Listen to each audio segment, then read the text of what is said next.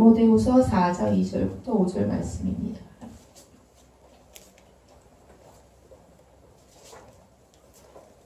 4장 2절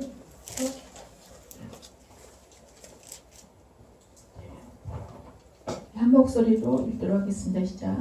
너는 말씀을 전파하라. 때를 얻든지 못 얻든지 항상 힘쓰라. 범사에 오래 참음과 가르침으로 경책하며 경계하며 권하라. 때가 이르니 사람이 바른 교훈을 받지 아니하며 귀가 가려워서 자기의 사역을 따를 손을 많이 두고 또 귀를 진리에서 돌이켜 흔한 이야기를 듣는다.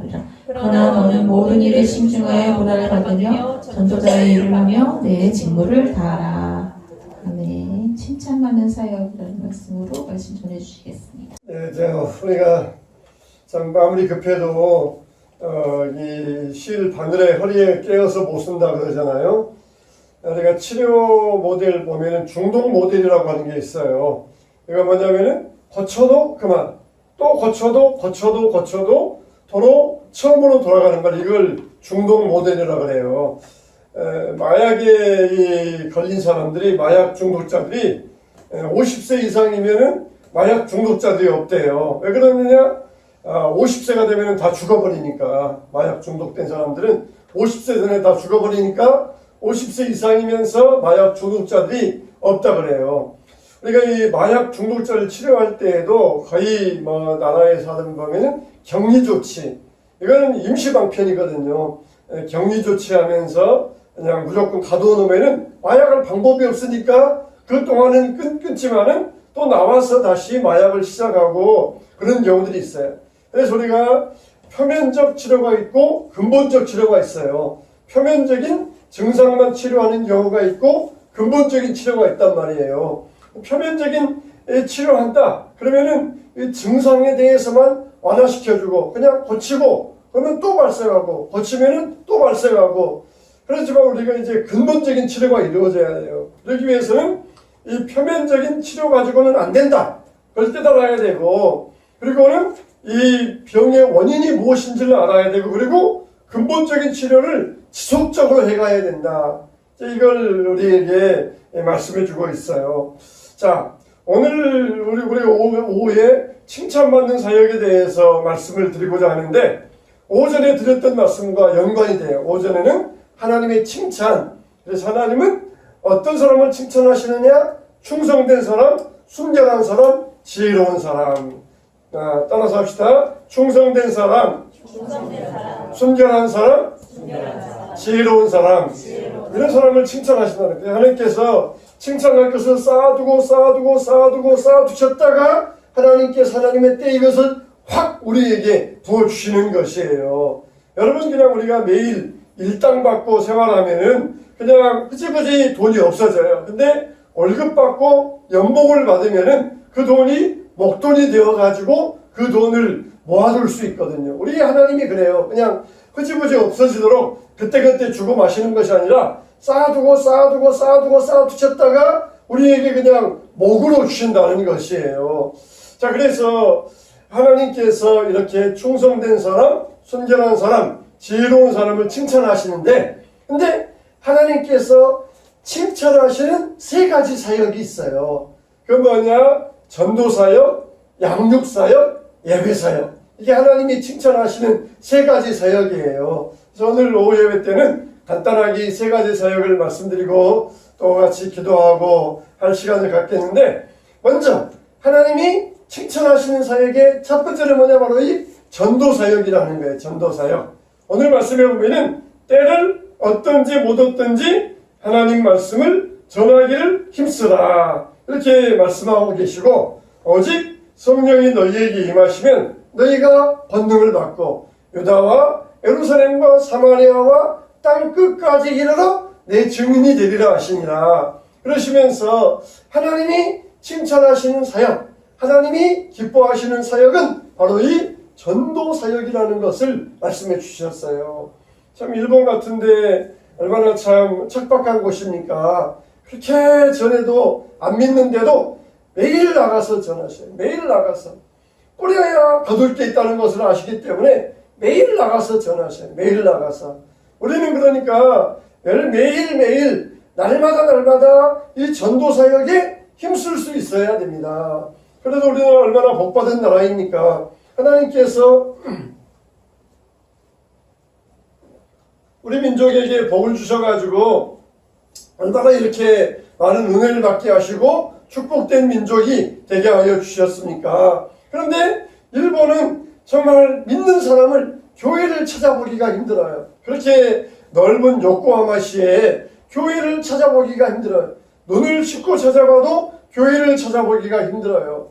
하나님이 정말 이 마지막 때에 우리 민족을 준비하셨는데 우리가 전도를 게을리하면은 하나님께서 예비하신 영혼을 만날 수가 없는 것이에요. 하나님은 다 이 성 중에 내 백성이 많음이라 하나님이 딱 택하여 놓으시고 우리를 만나게 하시려고 하셨는데 우리가 나가지 않으면은 만날 수가 없고 그리고 그 열매를 거둘 수가 없는 거예요. 딱 지금 열매가 익어가지고 따기만을 기다리고 있는데 농부가 게을러가지고 잠만 자고 있으면은 그 열매는 그냥 떨어져가지고 꺼져버리고 마는 것이에요.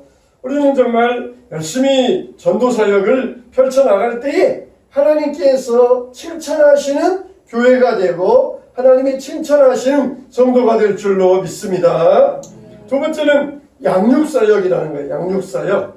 내가 이룰 때까지 있는 것과 권하는 것과 가르치는 것에 전념하라. 예수님께서도 다니시면서 천국복음을 전파하시고 회당에서 가르치셨다 그랬어요. 전파하시는 것과 교육하시는 것, 전도하는 것과 교육을 가르치는 것 조금 이 모습이 다르잖아요. 이 전파하셨다. 천국복음을 전파하셨다. 완전히 이건 이 새로운 사람들에게 완전히 기초적인 것을 심어줬어요. 근데 회당에서 가르친 사람들은 모여든 사람들은 그들에게 하나님 말씀을 가르쳤다. 근데 왜 이 하나님 말씀을 가르치셨느냐? 구원받은 사람을 성숙한 사람으로 만들어주기 위하여서 하나님의 말씀을 가르치는 그런 사역을 하셨어요. 우리가 애가 태어났는데 애가 성장하지 않으면 큰일이잖아요. 애가 태어났으면 2살, 3살, 5살, 10살, 20살 성장해 가야 되는데 맨날 5살 수준에 머물러 있으면 큰일이잖아요. 그런 것처럼 우리가 그리스도 안에서 거듭나서 새 사람 되었는데 맨날 성장을 안 하고 그 모습에 머물러 있다. 그러면은 하나님께서 기뻐하지 않으신다는 것이에요. 그래서 언제까지 가르쳐야 되느냐? 그 사람이 순종하여 행할 때까지 가르치라는 거예요. 순종하여 행할 때까지 그 말씀대로 살아갈 때까지 말씀을 또 가르치고 또 가르치고 또 가르치면서 반복해서 가르치면서 순종할 때까지 제자할 때까지 이 양육사역을 이끌어가야 된다는 것이에요. 우리가 교육한다 그러면은 날마다 새거 그걸 이야기하는데 우리가 이 교육은 사실 반복이잖아요. 1학년 때 배웠던 것 또 3학년 때 배우고 또 초등학교 배웠던 것 중학교 때 배우고 이게 반복이잖아요.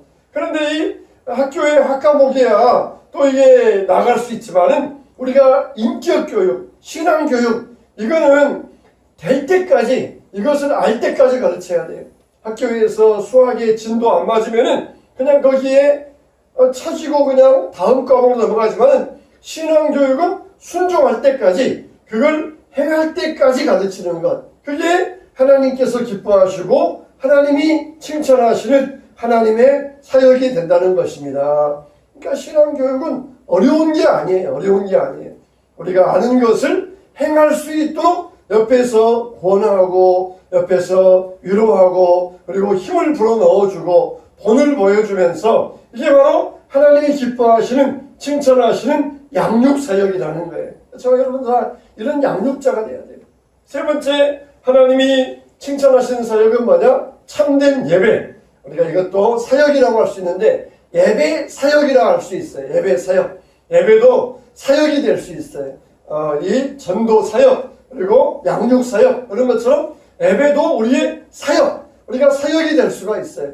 예배도 우리가 정말 사명감을 가지고 일해야 되는 것이 예배예요. 우리가 전도도 사명감을 가지고 해야 되고 양육도 사명감을 가지고 해야 되고, 마찬가지로 예배도 우리가 사명감을 가지고 해야 돼요. 사명감을 가지고 예배가 나의 사역이다, 이런 사명감을 가져야 돼요. 직장생활 하시는 분들이 우리가 사역하는 이 사역자로서 직장생활에 열심히 하는 것처럼 예배자도 사역자가 돼야 돼요. 예배의 사역으로서 하나님께서 칭찬하시는 것이 정말 예배다.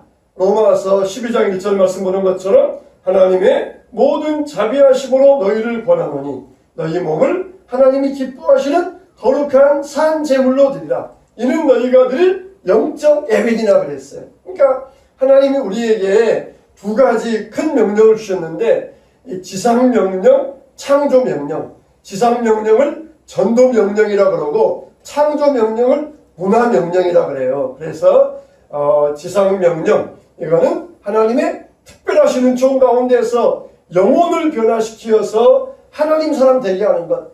창조명령, 문화명령은 우리가 사는 사회를 어떻게든지 더 발전시켜 나가고 좋은 방향으로 만들어가는 것. 이게 이제 문화명령이에요. 그래서 많은 크리스찬들이 과학자들이 많아요. 과학자들이 우리가 사는 사회를 더 좋은 사회로 발전시키기 위하여서 그 방법으로 어떤 분들은 예술을 택하고, 어떤 분들은 음악을 택하고, 어떤 분들은 과학을 택하고, 어떤 분들은 정치를 택하고, 어떤 분들은 기업을 택하고, 그렇게 해서 여러 방면에서 하나님의 그 명령을 가지고 사회를 더 좋은 방향으로 만들어가기 위해서 힘썼던 것이에요. 우리의 직업도 바로 이 문화명령이에요. 문화명령. 하나님께서 나에게 이 직업을 주신 것은 내가 이 직업을 통하여서 이 사회를, 세상을 더 나은 방향으로 나아가기 위한 방편으로 하나님이 나에게 직업을 주셨다는 것이에요. 그래서 하나님이 칭찬하시는 사역이 뭐냐? 전도사역, 양육사역, 다른 말로 제자사역이라 할 수 있고, 세 번째로는 예배사역. 하나님이 이렇게 세 가지를 참으로 기뻐하시는 사역이다. 오전에는 하나님이 무엇을 보고 칭찬하시느냐? 충성된 사람, 순결한 사람, 지혜로운 사람. 하나님이 칭찬하시는 사역은 뭐냐? 바로 이 전도사역, 양육사역, 예배사역이다. 우리가 이 말씀을 연결지어 생각하면서 우리의 모든 마음 자세에 있어서도 하나님께 칭찬받는 사람 되고, 우리가 하는 사역을 통하여서 하나님의 뜻을 이루고 열매 맺는 사역이 되어서 언제든지 하나님께로부터 칭찬받게 되시기를 주님의 이름으로 축원합니다.